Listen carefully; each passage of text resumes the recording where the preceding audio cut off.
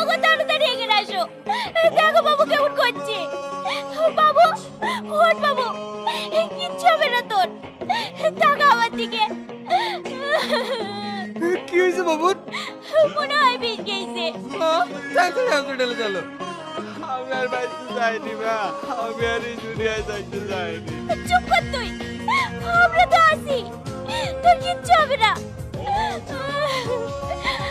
আমরা তোর কিসের অভাব রেখেছি বল, যে তুই নিজে নিজে এত বড় সিদ্ধান্ত নিলি। কি সব বলছো? এইসব কথা পরে বলা হয় না? দেখছো তো ছেলেটা কেবল সুস্থ হয়ে উঠছে। তুমি চুপ করো, আজ তোমার আজকের ছেলেটা বিক্রিছে, ছেলে থেকে কোনো দাঁত থাকে না, সবসময় কাজ আর কাজ।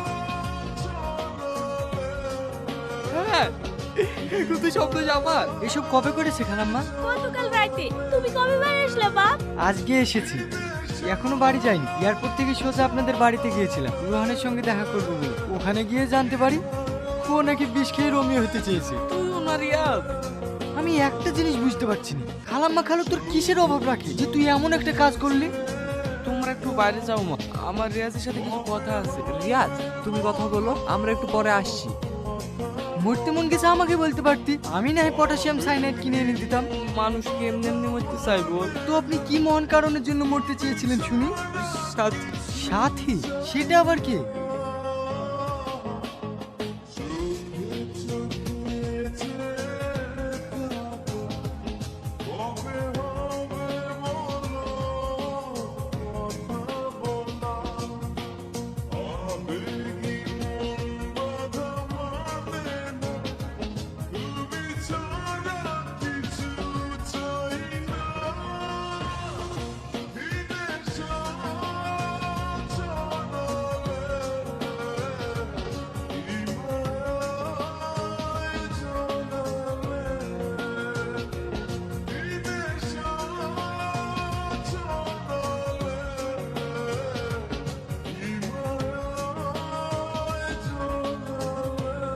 কি হলো? ফোনেও তোকে দেখছো, খেয়ে নাও। ও কিছু না।